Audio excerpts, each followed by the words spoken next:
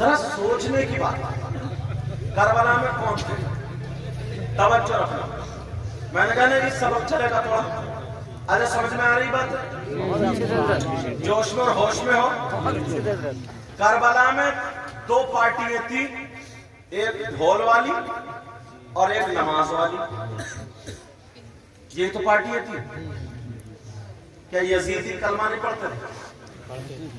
بولو پڑھتے تھے، مگر وہ شرابیں پیتے تھے، وہ ڈھول بجاتے تھے، وہ ناجائز عورتوں کو گھر میں رکھتے تھے، وہ نبی کی شریعت کے خلاف قدم اٹھاتے تھے، وہ اللہ کو ناراض کرتے تھے، اور دوسری طرف وہ تھے جن کے بارے میں حکم ہوا اگر نماز پڑھو گے تو ان پہ اگر درود نہیں پڑھو گے تو تمہاری نمازیں بھی مکمل نہیں ہوں گی۔ اللہم صلی علی محمد وعلی آل محمد۔ دوسری طرف آل محمد تھے، سید زادے تھے، نبی کا چمن تھا، اہل بیت تھے۔ بات کتنی سی تھی، لوگوں نے کتنی بنا دی، بات کتنی سی تھی، توجہ رکھنا۔ یزید چلا سیاست، اس نے سوچا اگر حسین نے مجھ سے بیعت کر لی، حسین کا ہاتھ آ گیا، پھر تو پوری دنیا ہی اپنے ہاتھ میں، کہ جب نبی کا نواسا نے ہاتھ میں ہاتھ دے دیا تو تمہیں کہا کیا اعتراض ہے؟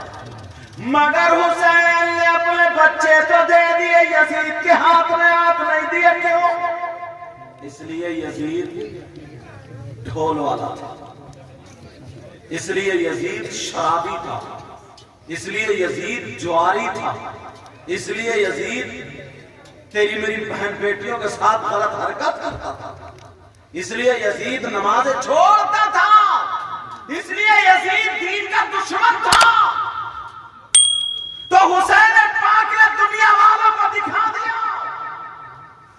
جو لوگ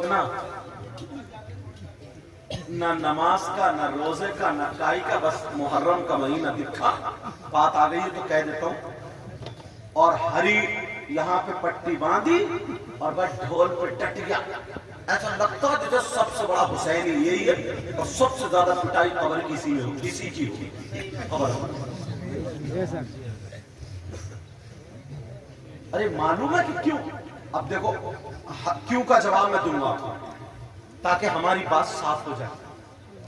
دو چیزیں ہو سکتی ہیں ڈھول بجانے کے لیے، یا تو یہ ثواب کا کام ہو، سمجھ رہے، یا پھر کسی بزرگ نے بجایا،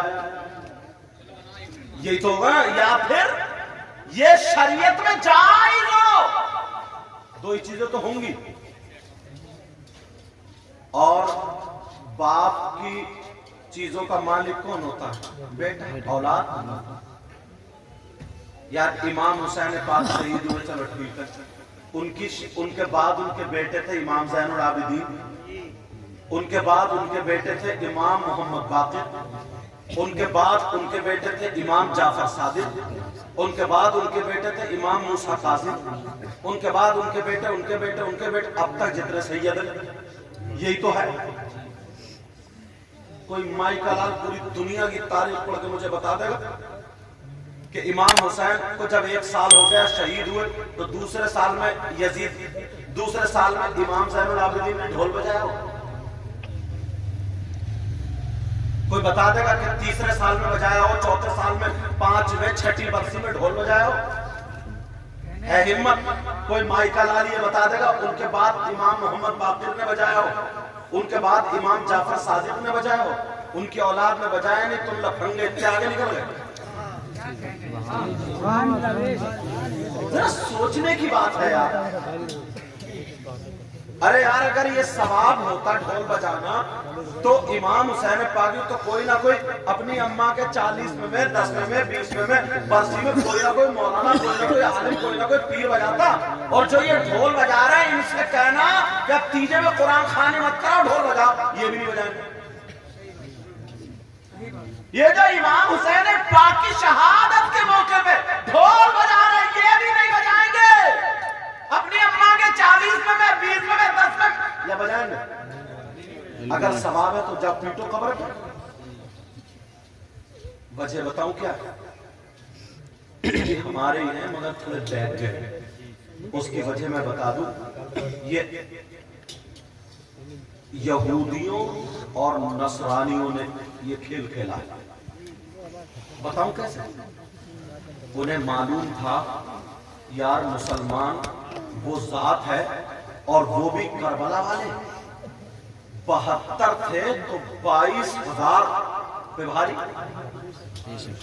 और पूरी दुनिया में आज उनका शोहरत। तो ऐसा करो इनको हुसैनी मिशन से हटा दो, इन्हें उस रास्ते से हटा दो ताकि ये हम पे भारी ना पड़ जाए। अब वही मामला हो गया।